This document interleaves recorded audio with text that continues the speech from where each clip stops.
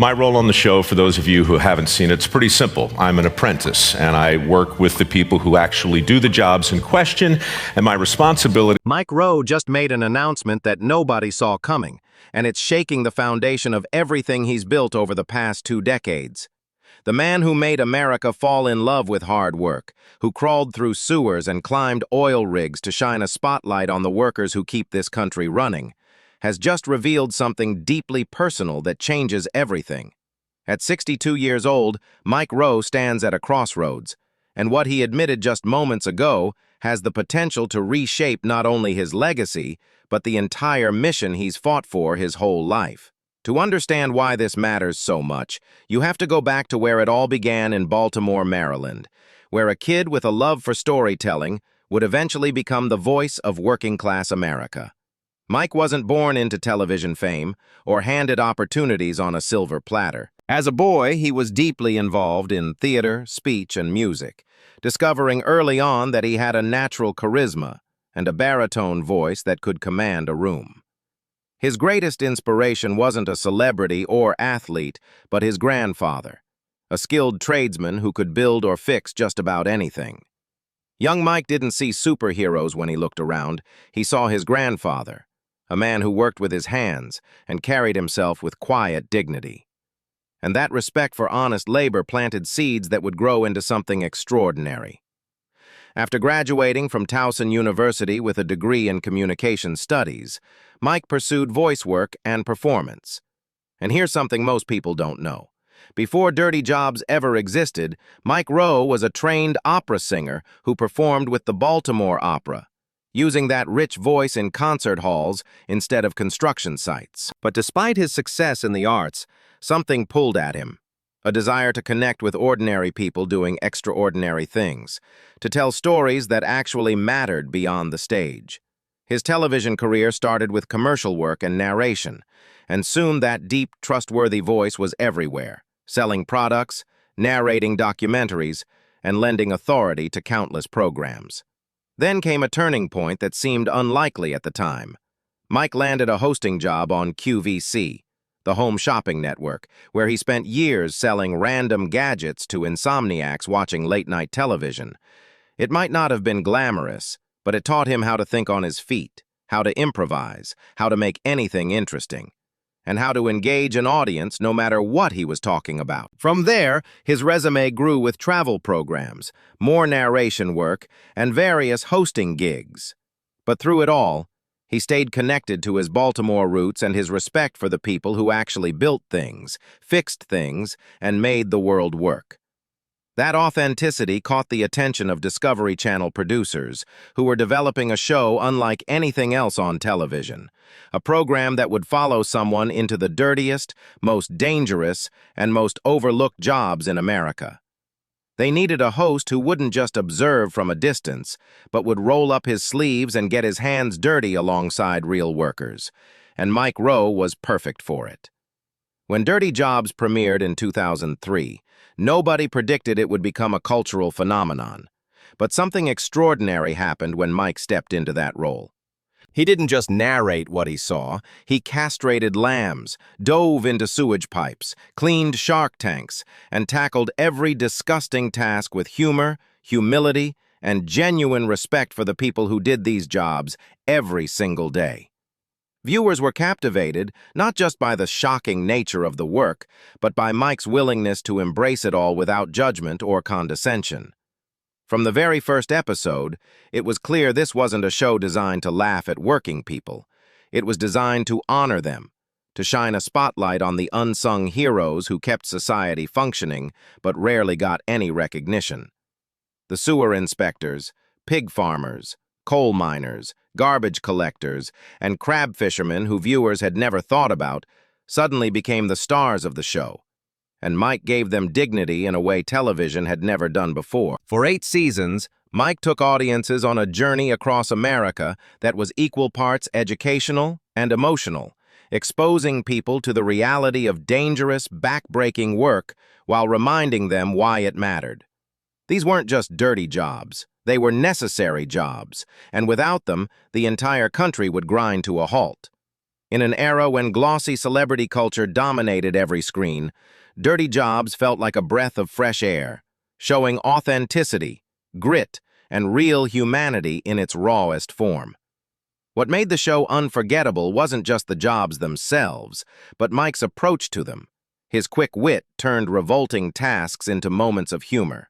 His narration transformed grotesque imagery into something almost poetic, and his genuine curiosity made viewers feel like they were learning right alongside him. Behind every segment, Mike asked the bigger questions that drove the show's deeper meaning.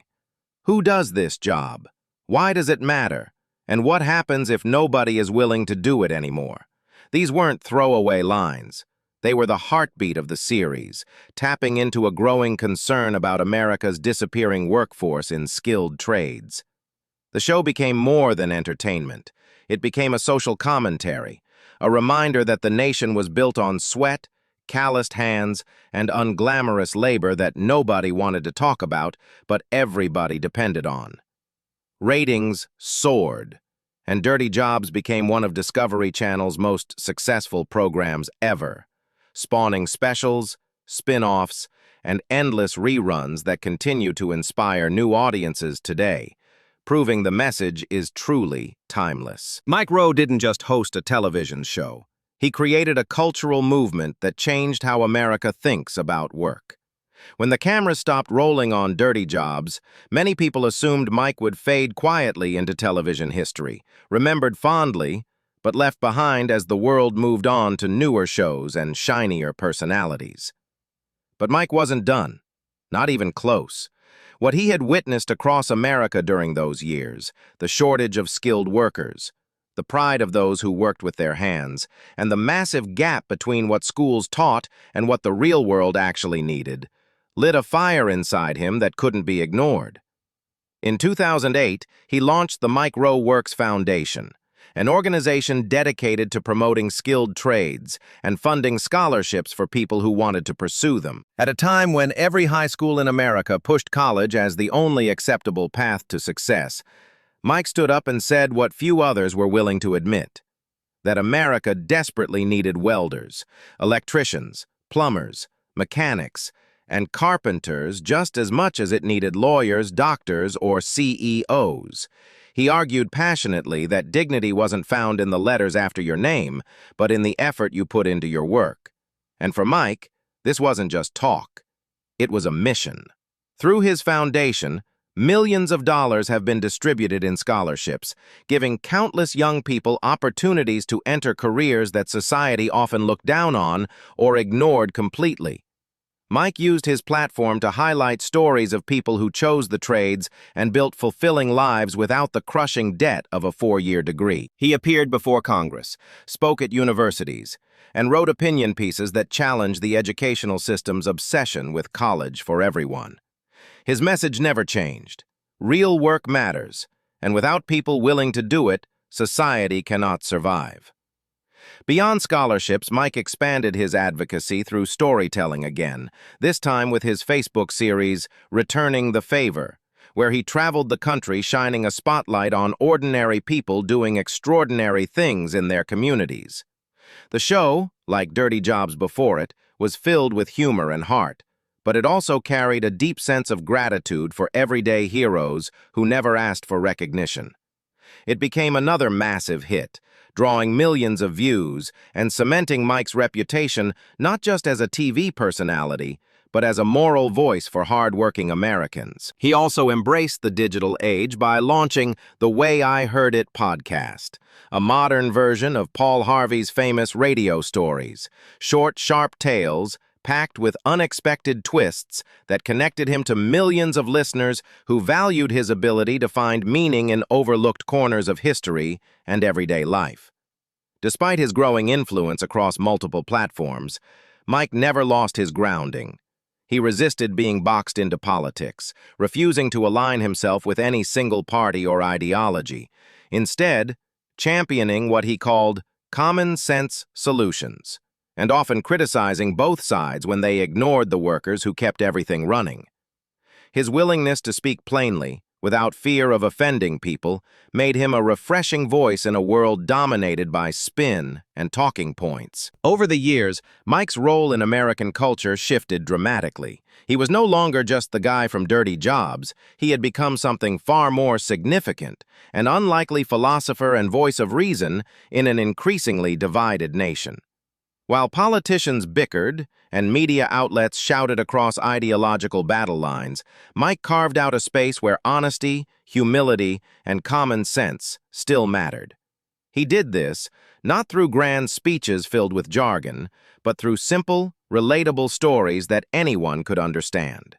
His Facebook posts became legendary, shared by millions for their wit, clarity, and ability to cut through all the noise. He would take everyday experiences like fixing a broken toilet, observing a bird's nest, or remembering a lesson from his grandfather, and turn them into reflections on bigger questions about work, responsibility, gratitude, and what success really means.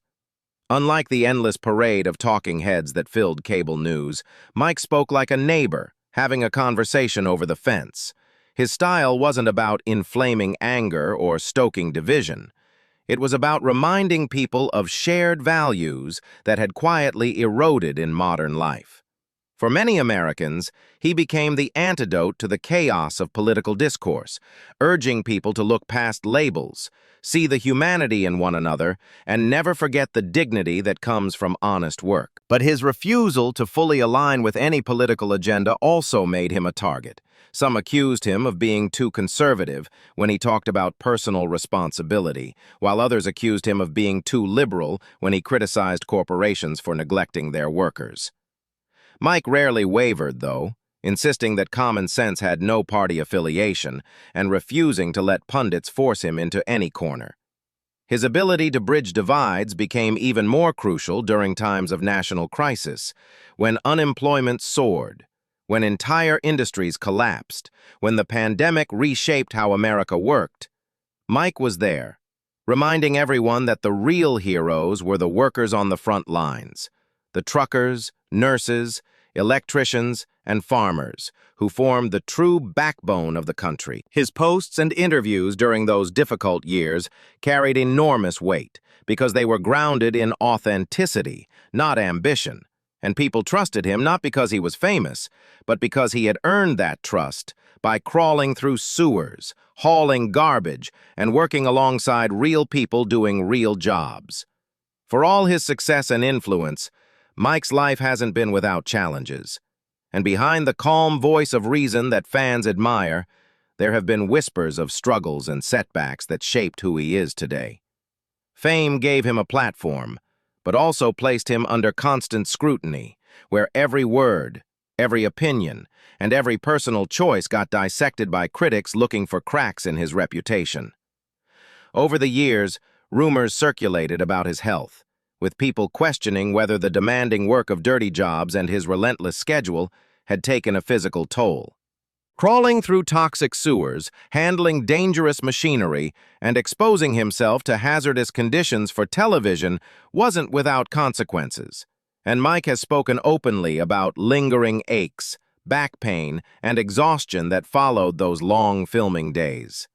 Beyond the physical strain, Mike also faced the invisible burden of public life, where his blunt honesty, which so many people admired, occasionally sparked controversy, and a single Facebook post could ignite firestorms with people on both sides twisting his words to fit their own agendas.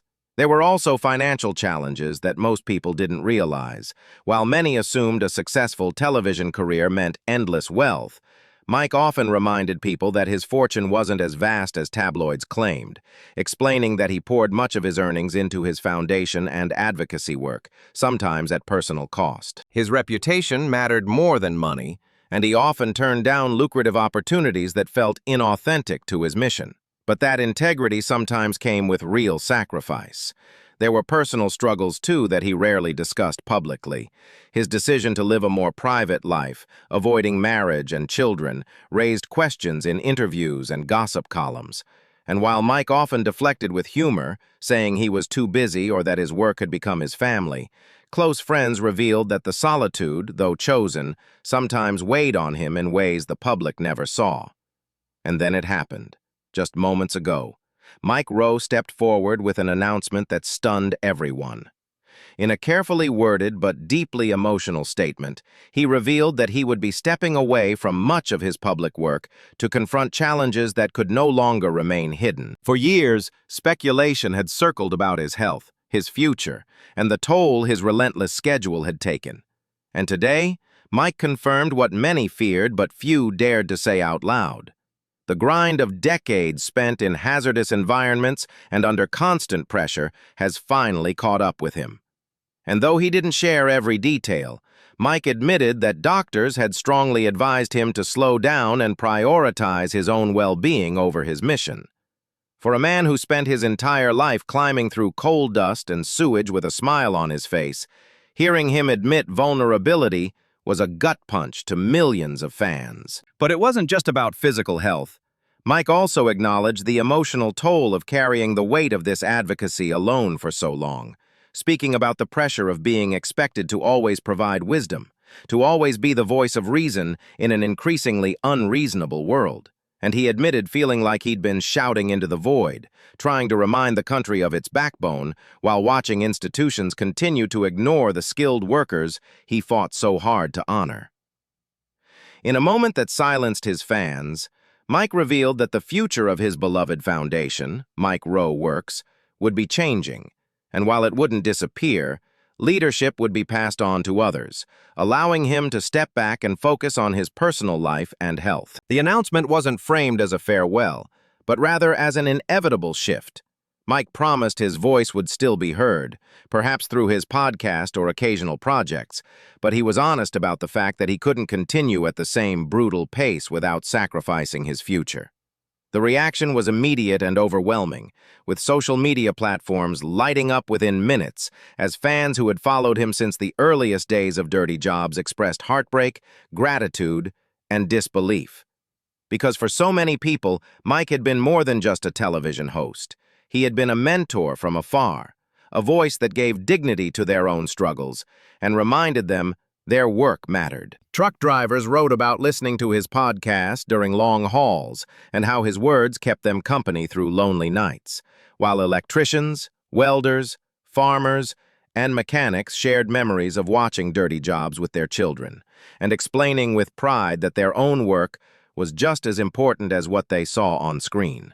Former crew members and workers who appeared on the show posted old photos and behind-the-scenes stories, thanking Mike for putting their work on the map and making America care about jobs that had been invisible for too long. As the dust settles from this shocking announcement, one truth remains crystal clear.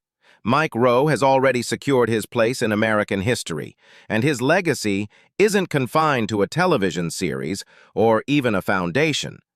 It lives in the millions of lives he touched, the countless workers he dignified, and the conversations he sparked about the value of real labor. His voice will continue to echo in classrooms where teachers show clips of Dirty Jobs to remind students that every career has worth, in workshops where young apprentices pick up tools inspired by scholarships that carry his name, and in homes where families remember gathering around the television to watch him crawl through filth with humor and respect, proving that laughter and dignity can coexist, even in the dirtiest corners of society. Mike showed the nation that dirty jobs aren't shameful, that hard work isn't obsolete, and that true dignity is found not in glamour but in grit. And for decades, he shined a light on America's hidden workforce, becoming one of the most trusted figures of his generation in the process.